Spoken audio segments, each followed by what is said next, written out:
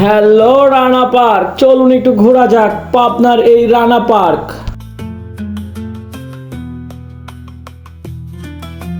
আজকে এই পার্কে সারাদিন ঘুরবো আর আনন্দ করব, তো চলুন একসাথে ঘোরা যাক আর আনন্দ করা যাক। রানা পার্ক পাবনা জেলার অন্যতম ইকো পার্ক। এই পার্কে যেতে হলে আপনাকে 100 টাকা রিক্সা ভাড়া অথবা 20 টাকা জনপ্রতি অটো ভাড়া করে আপনি পার্কের ভিতরে আসতে পারবেন। পার্কের ভিতরে আসলে আপনি হাতের বাম সাইডে একটি রাস্তা দেখতে পাবেন, যে রাস্তাটি কিছু দূর এগোলে এরকম স্ট্যাচু দেখতে পারবেন। দেখলে আপনার মন প্রাণ জুড়িয়ে যাবে। এই স্ট্যাচুগুলো অনেক সুন্দর দেখতে, যা অনেক জায়গায় বানানো আছে। একটি উট এবং একটি উটের ছানা, একটি মরুভূমির দৃশ্য এখানে তৈরি করে রাখা আছে।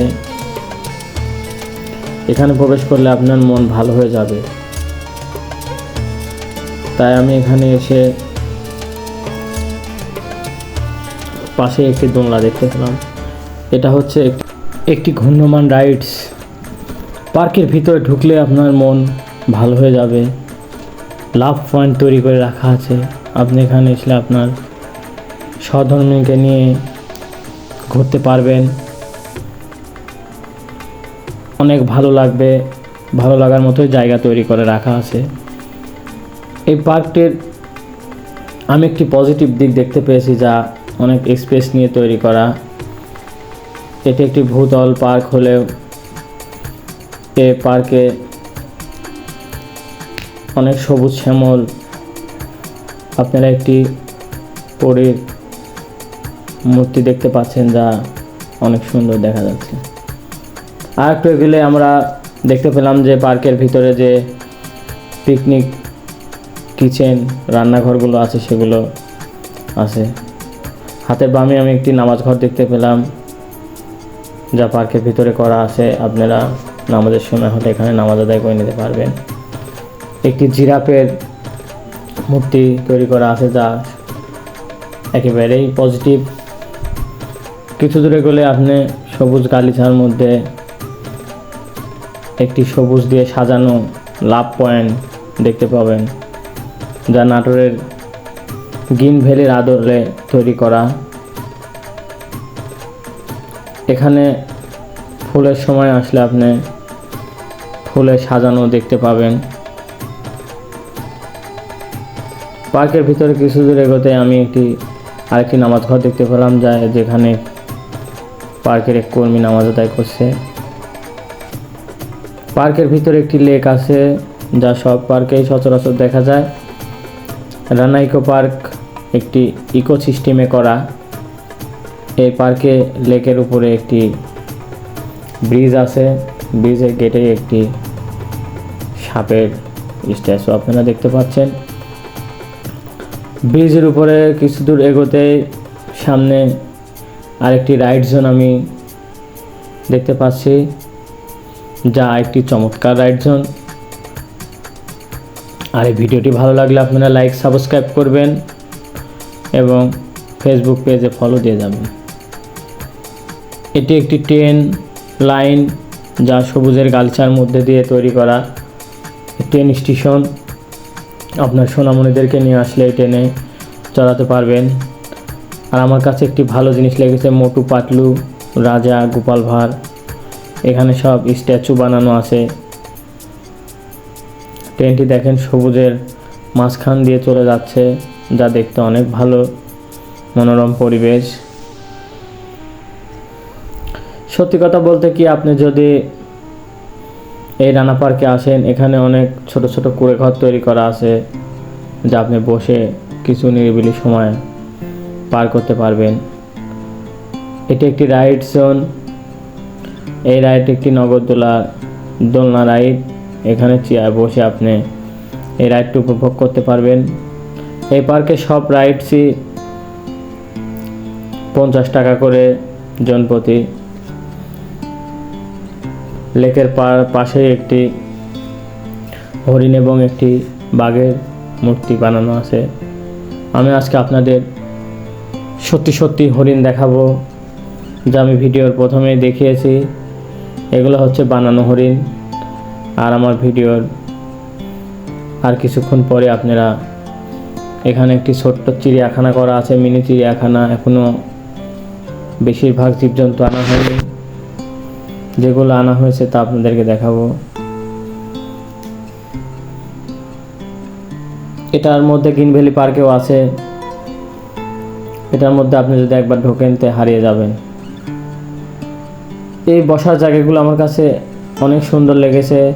আপনারা আসলেও পার্কের ভিতরে ঘোরাফেরা করতে করতে এখানে এসে বসতে পারবেন, এবং যখন ফুলের সিজন হয় এটা অনেক সুন্দর রূপ ধারণ করে। পরিষ্কার পরিচ্ছন্ন পার্কটি একেবারেই সাজানো গোছানো। আসলে আপনার মন প্রাণ জুড়িয়ে যাবে। এটা একটি ফটোশুট স্পেস। এখানে আসে আপনি ফটোশুট করতে পারবেন। পার্কের এই সাইডটাতে কিছু দূর এগোলে আপনারা দেখতে পাচ্ছেন গ্রিন ওয়াল, সবুজ দেওয়াল এবং একটি ঝর্ণা তৈরি করা আছে। ঝর্ণাটি যখন ছাড়া থাকে তখন অনেক সুন্দর দেখায়। এখানে বাংলাদেশ 1952 সালে ভাষা শহীদরা যে রক্তের বিনিময়ে স্বাধীনতা অর্জন করেছে তারই স্মৃতিতে একটি গ্রিন টি দিয়ে শহীদ মিনার এবং একটি জাতীয় স্মৃতিসৌধ তৈরি করা আছে, যা দেখতে অনেক চমৎকার। না আসলে আপনারা বলে বোঝাতে পারবো না। এখানে একটি কৃত্রিম ঝর্ণা তৈরি করা আছে। আমি আপডেটে এসেছি তাই ঝর্ণাটি বন্ধ আছে। আপনারা অবশ্যই আপডেট বাদে আসবেন, দেখতে পাবেন। যেটা বলছিলাম, একটি মিনি চিড়িয়াখানা আছে। এখানে দুটি কুকুর আছে, দুটি হরিণ আছে এবং কয়েকটি বানর আছে।